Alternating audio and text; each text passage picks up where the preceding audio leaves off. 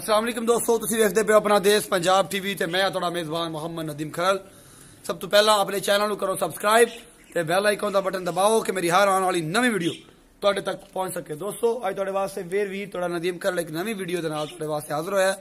सारियां गल्लां करन तो पहले दोबारा कहांगा चैनल नूं सबसक्राइब करो जेहड़े नवे आने वाले मेरे व्यूवर ने ते जिन्हां ने हुण मेरा चैनल वेख्या नाल दी टल्ली भी दबाओ कि मेरी हर आने वाली नवी वीडियो उन्हां तक पहुंच सके। दोस्तों अज तुहाडे वास्ते वीडियो लैके आए एक तीसर मझ की एक वीडियो है, बड़ी खूबसूरत है, तुम देख सकते हो।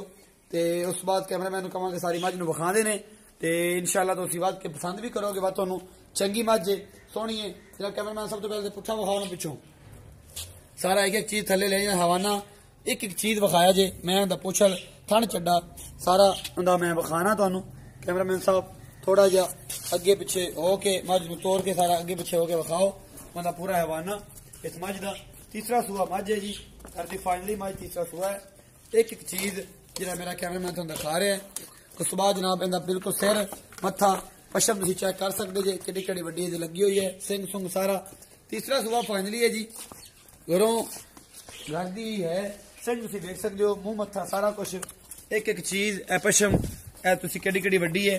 टोटल नीली दी अखां शाह कालियां बिल्कुल, सिर किन्ने वाल ने किस तरीके दे ए पशम भी वेंदे पियो। कन किस तरीके ए लपरे ने कन जेडे लपरे ने ये जनाब ये निशानियां ने दरिया दी जर्मन मझां दियां तुसीं देख सकते हो सारा कुछ। ये भाई जी एक एक चीज फाइनली ए तुहानू मेरा कैमरामैन दिखा रहे हैं। टोटल मझ तुहानू दिखा दी है। हुण दुध दी कंडीशन जिहड़ी है पिछे दे कट्टी है। इत्थे आओ भाईजान दसो इन्हां दे बारे की इहदा हाल है ते की साल साल तो छड्ड दिओ। अस्सलाम वालेकुम।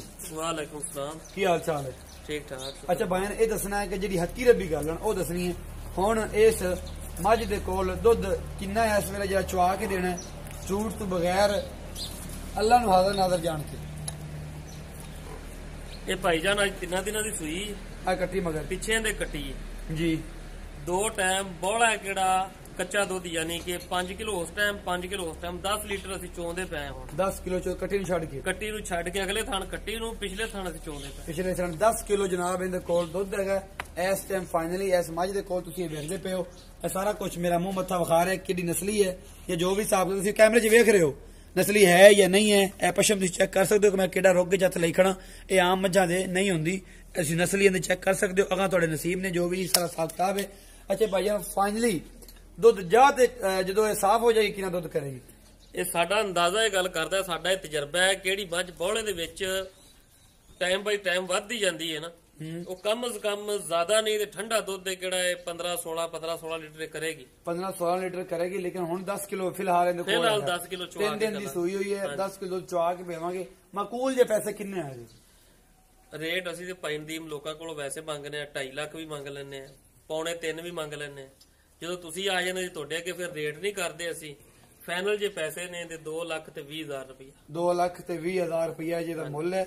ਇਹ ਸਾਰਾ ਕੁਝ ਤੁਹਾਡੇ ਕੈਮਰੇ ਨੇ ਮੇਰੇ ਕੈਮਰਾਮੈਨ ਨੇ ਤੁਹਾਨੂੰ ਸਾਰਾ ਕੁਝ ਦਿਖਾਤਾ। ਇਹ ਵੀ ਤੁਸੀਂ ਸਾਨੂੰ ਡਰਾਉਂਦੇ ਰਹਿੰਦੇ ਜੇ ਵੀ ਲੋਕ ਸਾਨੂੰ ਕਮੈਂਟ ਕਰਦੇ ਨੇ, ਉਹ ਕਹਿੰਦੇ ਨੇ ਰੇਟ ਬਹੁਤ ਜ਼ਿਆਦੇ ਹੁੰਦੇ ਨੇ।